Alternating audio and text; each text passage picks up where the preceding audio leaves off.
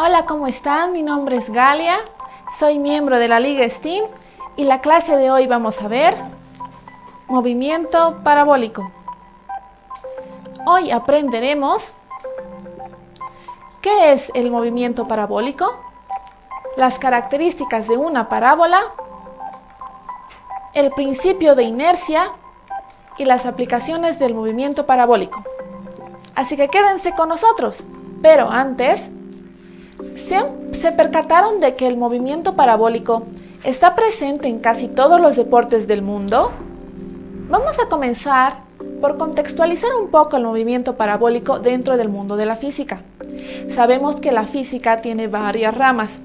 Es así que tenemos a la física nuclear, a la óptica, la acústica, la electromagnética y el calor y la energía y la mecánica, que es donde nos vamos a concentrar. Dentro de la mecánica, recordemos que estudia el movimiento. Y dentro de la mecánica es que tenemos a la mecánica de sólidos y a la mecánica de líquidos. En la mecánica de sólidos vamos a encontrar a la cinemática, a la estática, a la dinámica, y a la estática también. Y nos vamos a concentrar en la cinemática, que estudia el movimiento sin considerar las causas que lo provocan. Dentro de la cinemática, vemos en la imagen que existen los diferentes movimientos. Vemos el movimiento rectilíneo uniforme representado por un avión, la caída libre. Vemos también el movimiento circular y, como no, en el columpio, por ejemplo, y al patear la pelota está el movimiento parabólico. ¿Pero qué es el movimiento parabólico? El movimiento parabólico es el movimiento realizado por una partícula cuya trayectoria es una parábola. ¿Pero qué es una parábola? Una parábola es un conjunto de puntos en el plano cuya distancia hacia un foco y hacia la directriz es la misma, es decir, que es equidistante. Vamos a explicarlo con el siguiente ejemplo. Vamos a ilustrar este concepto mediante el siguiente video. Vemos a la línea roja, que representará la parábola, y a la línea negra, que representa la directriz. Entonces lo que hacemos primeramente es fijar un punto en cualquier lugar de la parábola y trazar una línea recta hasta el foco, ya que mediremos la distancia. Entonces es lo que haremos. Vamos a medir la distancia y tendremos la distancia 1, que es igual a 3,46.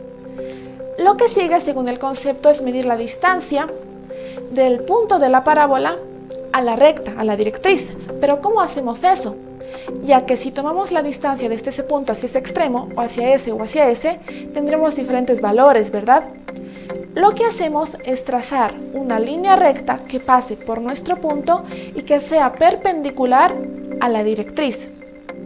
Es decir, que si yo muevo, por ejemplo, el punto que habíamos tomado, obviamente también se moverá la línea, ya que tiene que ser perpendicular. Entonces es lo que hacemos. Para medir la distancia 2, tomamos la línea recta desde la directriz hasta el punto de la parábola y vamos a medir para obtener la distancia 2, que nos sale que es igual a 4,66. Es así que vemos que el punto equidista con el punto foco y con la directriz, cumpliéndose el concepto, pero no es que siempre va a ser 4,66, ya que si muevo el punto a distintas partes de la parábola, como lo haré en este momento, vemos que la magnitud varía, pero igual es equidistante. Entonces se cumple el concepto de que la distancia 1 es igual a la distancia 2, y puedo seguir moviendo en cualquier punto de la parábola y la distancia va a seguir siendo la misma. Vamos a ver si hemos comprendido el concepto con la siguiente pregunta. ¿Ustedes creen que se puede afirmar que la parábola es una figura que puede ser representada en 3 dimensiones? ¿Sí o no?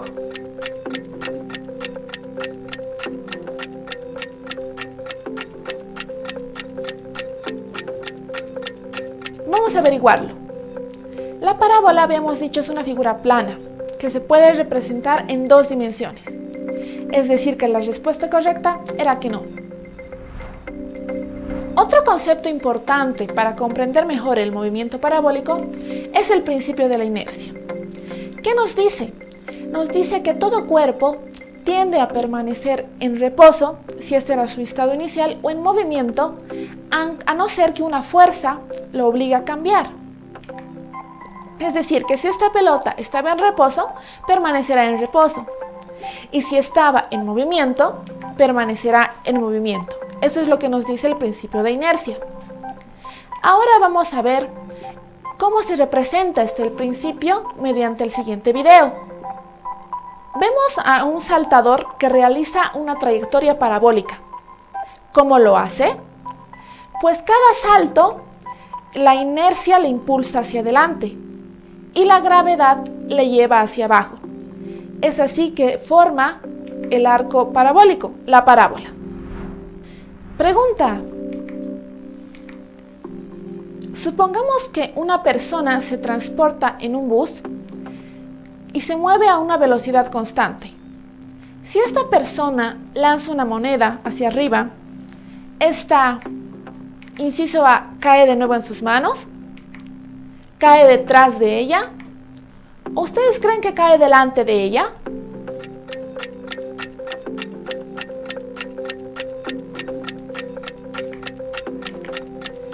Pues si respondieron que cae de nuevo en sus manos, están en lo correcto. ¿Qué es lo que pasa? Si el bus está en reposo o está en una velocidad constante, como era en el ejemplo, la inercia hará que la moneda caiga de nuevo en sus manos. Ahora veremos las características del movimiento parabólico.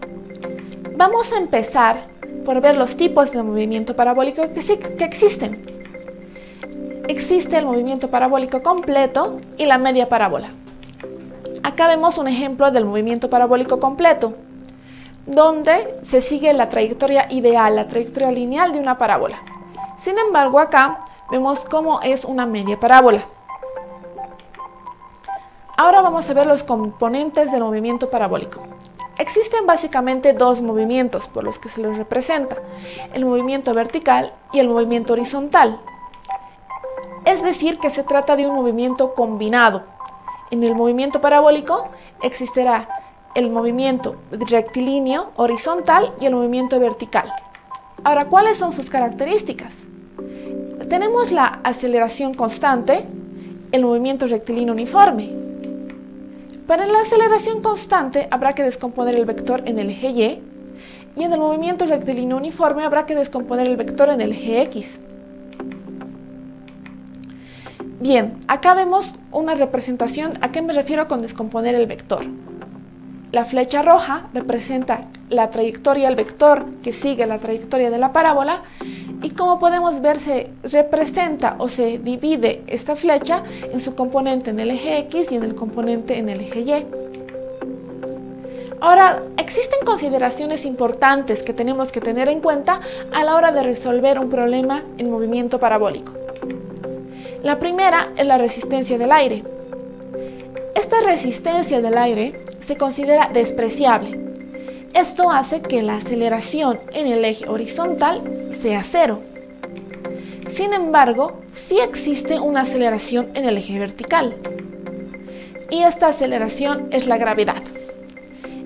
Recordemos que existe un movimiento uniformemente acelerado, es decir, que es constante la aceleración y que la gravedad es un valor conocido. Si estamos hablando en el sistema internacional, esta será 9,8 metros sobre segundo al cuadrado. Ahora, también hay que considerar en la aceleración que es la misma cuando sube el proyectil que cuando baja. Solo el signo cambiaría. Vamos a tomar que cuando asciende es positivo y cuando baja es negativo. Ahora tenemos la altura máxima. Se refiere a que cuando el proyectil es lanzado, poco a poco va disminuyendo su aceleración en el eje vertical, lo que hace a que llegue a un punto en que su aceleración es cero. Es decir, que es el punto máximo, es la altura máxima cuando el proyectil empezará a descender. Ahora tenemos también el tiempo de vuelo. El tiempo de vuelo se considera constante, se considera el mismo que cuando sube que cuando baja. Ahora vamos a desarrollarlo mediante la siguiente pregunta. La trayectoria seguida por un proyectil. En su lanzamiento habíamos dicho que se compone de dos movimientos, uno vertical y el otro horizontal. Estos movimientos son respectivamente rectilíneos uniformes, es decir, que ambos son rectilíneos y uniformes. ¿O será que el movimiento vertical es rectilíneo uniforme y el movimiento horizontal es uniformemente acelerado? ¿O será el contrario, que el movimiento vertical es uniformemente acelerado y el movimiento horizontal es un movimiento rectilíneo uniforme? ¿O será que ambos son movimientos uniformemente acelerados? Pues la respuesta correcta es el inciso C, que ambos son movimientos uniformemente acelerados. ¿Por qué? Habíamos dicho que en el movimiento parabólico se compone de dos movimientos y que la inercia hace que el proyectil vaya hacia adelante. Sin embargo, la gravedad, que es una aceleración, es la que la lleva hacia abajo. Es por eso que se combinan estos dos movimientos formando el movimiento parabólico, el arco parabólico que vemos en la figura. Ahora creo que ya estamos listos para poder ver las ecuaciones del movimiento parabólico. Sin embargo, antes hay que considerar que no son meramente fórmulas matemáticas que hay que memorizar, sino de lo que se trata es de poder interpretar e entender cada variable que compone una ecuación. Ya que son varias ecuaciones del movimiento parabólico, vamos a irlas viendo una a una y poco a poco. Tenemos primeramente al tiempo de vuelo. Vemos cómo este depende de la velocidad inicial, del arco, del ángulo de tiro y de la gravedad. Ahora tenemos también al ángulo de tiro, que dependerá de la altura máxima y de la distancia máxima. Tenemos a la posición en el eje X o la distancia en el eje horizontal, que también dependerá de la velocidad inicial, del ángulo y del tiempo de vuelo. Tenemos al alcance máximo, que es la velocidad inicial por el seno de 2 veces el ángulo de tiro sobre la gravedad. Tenemos también a la posición en el eje Y, que igualmente depende de la velocidad inicial, del ángulo, de la gravedad y del tiempo de vuelo. Y la altura máxima, que igualmente están presentes las mismas variables, la velocidad inicial, el ángulo de tiro, la gravedad. Ahora, una cosa importante que hay que tener en cuenta es la notación. Esto quiere decir que la velocidad inicial, como podemos ver, puede estar representada por el símbolo B y el subíndice 0 o el subíndice I. Ambos son igualmente válidos. De igual manera, en el ángulo de tiro, este puede estar representado por el símbolo griego alfa o el símbolo griego tita. Esto es importante ya que en la bibliografía encontramos diferentes notaciones y esto nos permite ubicarnos independientemente del libro que estemos tomando de referencia. Bien, ahora sí vamos a entrar a resolver un ejercicio del movimiento parabólico. Imaginen que están jugando Angry Birds y quieren derribar a un cerdo que se encuentra en una torre situada a 7 metros de distancia y con una altura a 5 metros. Si la resortera tiene una altura inicial de 0,2 metros y el tiempo de vuelo es de 1,45 segundos, ¿con qué velocidad inicial y en qué ángulo con respecto al horizontal debemos ubicar para lanzar el pájaro y dar en el blanco? Lo primero que hacemos, como en todo problema, es identificar los datos. Situamos a nuestro pájaro y lo representamos en el eje X y en el eje Y, es decir, en el plano cartesiano. Tenemos que la posición final en el eje X es de 7 metros y igual la representamos en la imagen. También tenemos que la posición final en el eje Y, que será representado por Y sub F, es igual a 5 metros. ¿Qué más nos dice el problema? Sí, nos dice que la posición inicial en el eje Y es de 0,2 metros. Es decir, que nuestro pájaro no empieza desde cero, tiene una altura inicial. Bien, acá tenemos justamente los datos que habíamos mencionado. Tenemos la posición final en el eje X, que es 7 metros, la posición final en el eje Y, y sub f, que es igual a 5 metros, el tiempo de vuelo, que es igual a 1,45 segundos, y la posición inicial en el eje Y, que es igual a 0,2 metros. Tenemos también la gravedad, dato conocido en el sistema internacional 9,8 metros sobre segundo, y nos pide calcular la velocidad inicial y el ángulo de tiro. Lo primero que hacemos es descomponer el vector, tanto en el eje X como en el eje Y.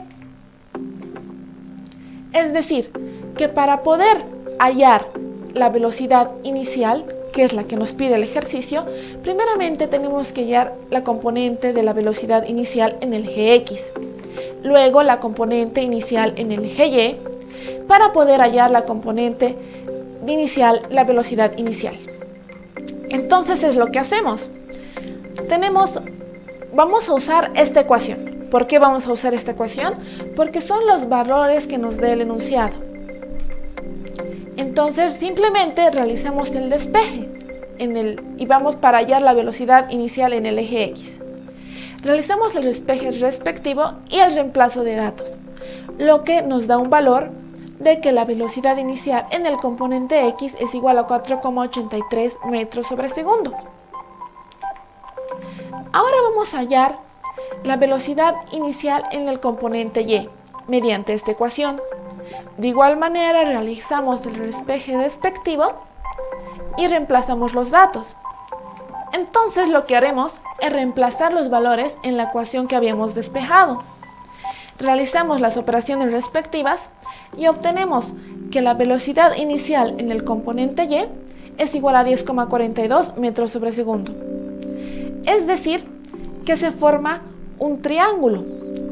Vemos en la imagen ya ambos valores, la componente inicial de la velocidad en el eje X y la componente inicial de la velocidad en el eje Y. Entonces, lo que pasamos a calcular es la velocidad inicial, mediante el teorema de Pitágoras. Como vemos en el triángulo, la velocidad inicial representaría la hipotenusa y podemos utilizar esa ecuación. Entonces realizamos las operaciones. Despejamos la velocidad inicial y realizamos el reemplazamiento de datos que corresponde. Y obtenemos que la velocidad inicial es igual a 11,49 metros sobre segundo. Ahora nos corresponde calcular el ángulo de tiro.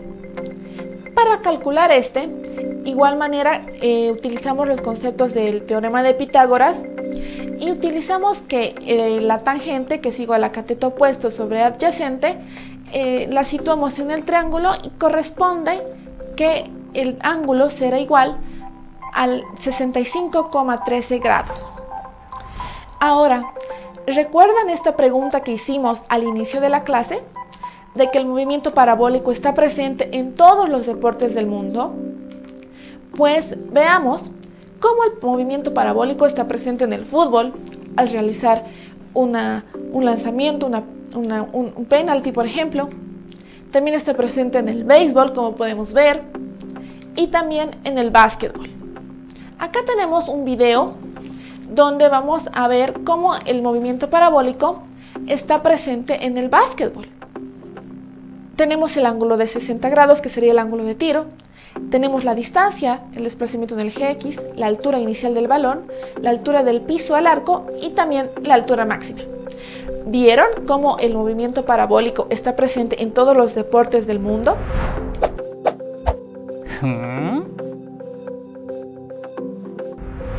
Bien, vamos a continuar ahora con el científico del día. Hoy veremos a Galileo Galilei. Veamos por qué. Desde la antigüedad, la humanidad ha estudiado el movimiento parabólico principalmente con el objetivo de aumentar la precisión en el momento del tiro de un proyectil. Es decir, que encontramos los primeros indicios en los libros de balística. Pero no fue hasta que Galileo Galilei, con esta ecuación, pudo describir el movimiento parabólico en los dos movimientos que lo representan y pudo hallar que el ángulo de tiro, el máximo ángulo de tiro, es de 45 grados.